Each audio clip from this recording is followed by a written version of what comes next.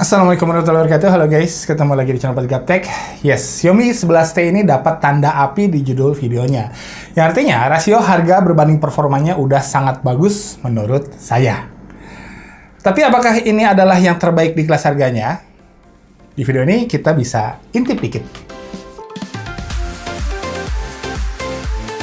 Harga Xiaomi 11T ini 6 juta pas, lebih murah 1 jutaan dari varian Pro-nya yang kemarin baru aja saya review, dan di reviewnya itu nggak ada tanda apinya di judulnya. Oke, di catatan saya ada 4 poin yang di downgrade di sini dari versi Pro-nya. Yang pertama, yang paling signifikan adalah jelas charging-nya. Karena Xiaomi 11T Pro yang kemarin pakai charger 120 watt. Jadi dari 0 sampai full-nya itu cuma butuh waktu sekitar 17 menit aja. Sedangkan di sini chargernya ya, gede juga sih, dia 67 watt. Butuh waktu ngecas sampai fullnya di sekitar 35 menitan aja. Jelas beda, tapi 67 watt is good enough for me lah, no problem. Perbedaan paling signifikan nomor 2, Xiaomi 11T Pro kemarin tuh bisa ngerekam video di resolusi 4K 60 frame per second dengan cukup stabil ya. 8K atau 8K juga bisa sih, hanya goyang dan kasar banget videonya, jadi mending janganlah. Sedangkan di Xiaomi 11T ini yang nggak pakai Pro, cuma mentok di 4K 30 frame per second aja. Ini perbandingannya 4K 30 frame per second versus 4K 60 frame per second. Luar biasa. Kita lari sedikit. Masih stabil nggak? Oke. Aduh, licin hujan guys. Ini mendung. Awannya nggak ada awan. Ini putih semua. Lebih seperti ini perbandingannya guys. Oke, untuk nge-vlog juga sama guys. Si Xiaomi 11T Pro bisa ngerekam sampai Full HD 60 frame per second.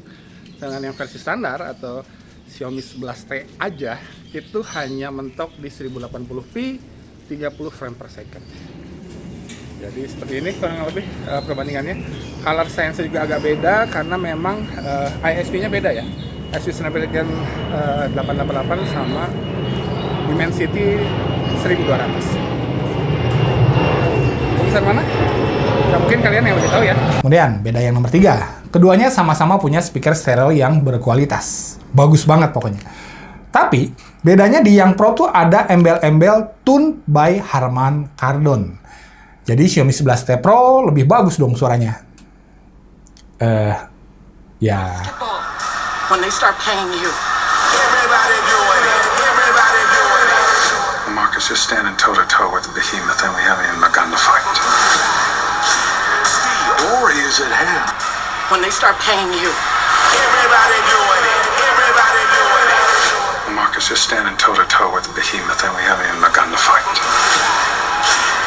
The glory is at hand. Perbedaan terakhir, keduanya punya layar yang berkualitas, pakai panel AMOLED, resolusinya Full HD di 6,67 inch, refresh rate-nya juga mantap di 120 Hz, brightness maksimalnya juga mantap 1000 nits, proteksinya sekali lagi mantap, Gorilla Glass kelas flagship yaitu Gorilla Glass Victus yang udah dipasangin plastik anti gores dari sananya yang licin dan enak dipakai buat nge-game. Pokoknya mantap lah layarnya.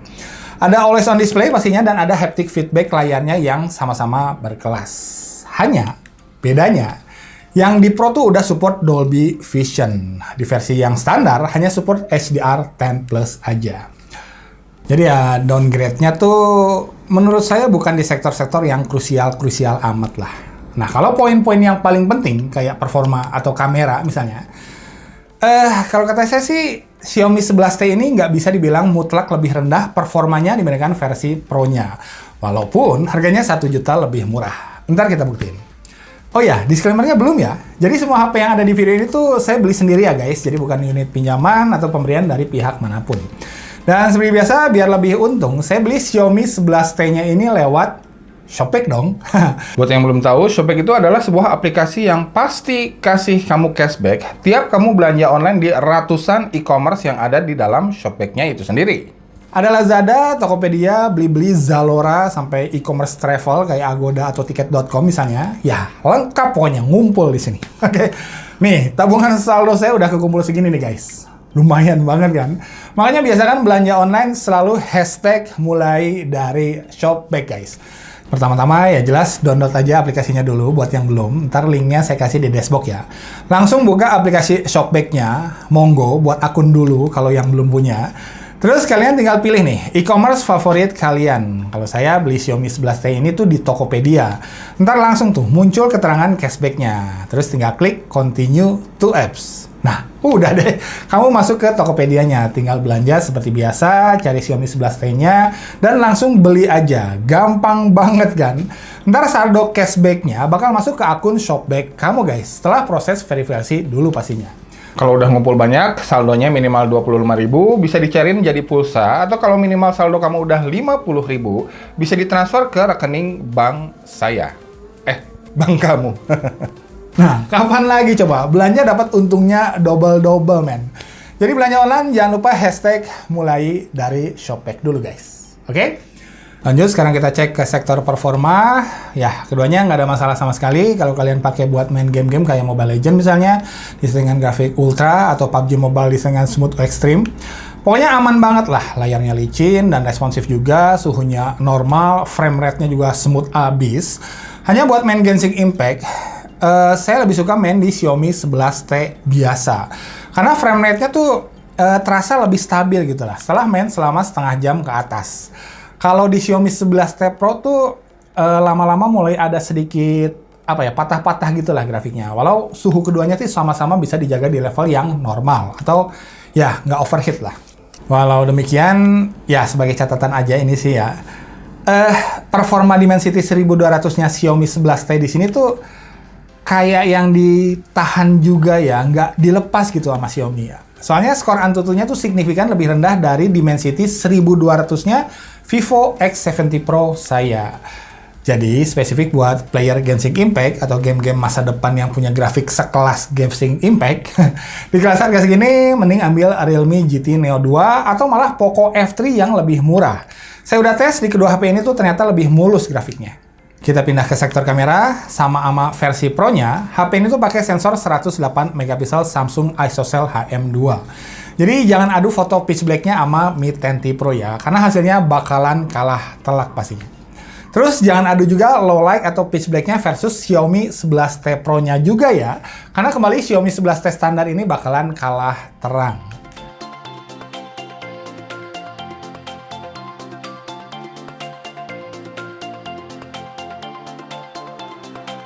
Tapi kalau kondisi pencahayaan yang nggak gelap-gelap amat sampai ke terang benderang, saya lebih suka racikan kamera HP Xiaomi yang dijodohin sama MediaTek Dimensity dibandingkan kamera Xiaomi yang dijadiin sama Snapdragon. Karena warnanya lebih asik menurut selera saya ini ya, kontras dan dynamic range-nya juga lebih seimbang. Padahal ini diadu sama ISP Snapdragon yang kelasnya paling tinggi loh, Snapdragon 888 dengan Spectra 580-nya. Ingat, ini sensor kameranya sih sama persis loh ya. Belum yakin? Nih, saya bandingin lagi sama hasil kameranya Poco F3 yang pakai Snapdragon juga. Snapdragon 870.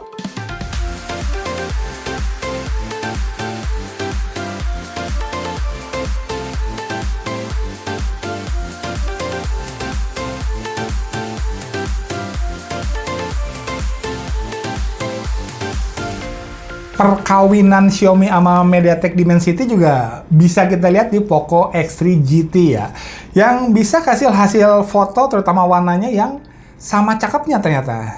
Ya, jadi buat selera saya sih lebih cocok sama color science-nya kamera Xiaomi ketika bertandem sama MediaTek dibandingkan kalau duetnya sama Snapdragon ya.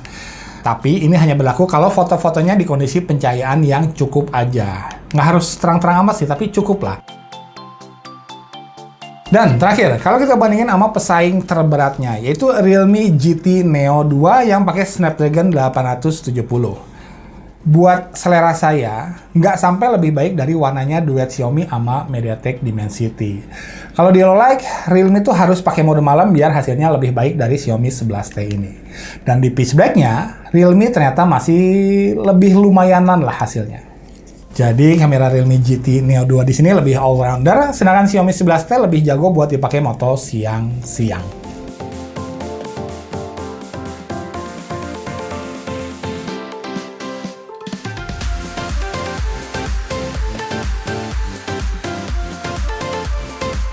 Hasil selfie-nya, jujur saya lebih suka selfie-nya Xiaomi 11T Pro ya, lebih natural kelihatannya. Kalau di sini tuh terlihat lebih soft gitu lah. Walau hardware kameranya sih ini harusnya sama ya. Yang beda cuma otak yang ngeproses fotonya aja, yaitu Image Signal Processor atau ISP di chipsetnya.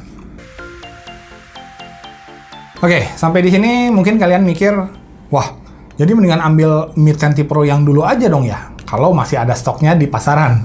Harganya udah 6 jutaan juga sih sekarang. Masalahnya, kalau kalian mau pakai HP-nya buat jangka panjang, Mi 10T Pro tuh sayangnya belum support frekuensi 5G-nya Telkomsel. Nah, kalau Xiaomi 11T sama Xiaomi 11T Pro ini tuh harusnya udah support di band N40 ya. Jadi ya, ini sesuatu yang perlu kalian pertimbangkan juga. Oh ya, by the way, secara fisik, Xiaomi 11T sama 11T Pro tuh sama persis ya. Cuma ada beda tulisan di Harman Kardonnya aja. Jadi ya, build quality-nya udah sama-sama solid dengan frame metal dan back cover kaca aslinya. Walau masih lumayan tebal dan lumayan berat. Tapi ini better lah dibandingkan seri sebelumnya yaitu Mi 10T Pro. Udah punya near field communication, udah punya infrared blaster buat remote, dan udah punya sensor-sensor yang lengkap juga pastinya. Jadi kelemahannya juga masih sama yang saya sebutin di video Xiaomi 11T Pro kemarin. Di sini nggak ada jack audio, walau dikasih dongle dari box penjualannya lumayan. Dan nggak ada slot ekstra buat micro SD juga. So, Xiaomi 11T. Color science kameranya bagus, performa gamingnya juga lebih stabil dibandingkan versi Pro-nya. Layar dan speakernya berkualitas buat kenyamanan bermultimedia. Ditambah bonus desainnya yang premium, plus udah support 5G-nya Telkomsel. Jadi ya, nggak ada alasan buat saya untuk nggak ngasih tanda api di judul video HP ini. Artinya, Xiaomi 11T ini tuh sangat recommended buat dibeli menurut Obat Gaptek. Oke? Tapi apakah ini yang terbaik atau lebih baik dari Realme GT Neo 2? Jujur secara detailnya saya belum bisa jawab karena belum research banyak. Jadi tunggu aja jawabannya di video Obat Gaptek selanjutnya. Oke? Oh ya, informasi terakhir nih guys. Selama September sampai Desember, pastiin kamu belanja lewat Shopback ya. Khususnya di setiap tanggal-tanggal kembar kayak 99, 10-10, 11-11, sampai 12-12. Karena bakalan ada yang namanya Shopback Shopfest guys. Yang tahun ini mengusung tema Orkestra. Obral Cashback Extra. Bisaan ya. Di sana bakalan ada tambahan cashback yang lebih besar, misi belanja berhadiah, branded flash sale, dan banyak voucher serta promo menarik lainnya. Ulah lepat. Oke? Thanks for watching. Assalamualaikum warahmatullahi wabarakatuh.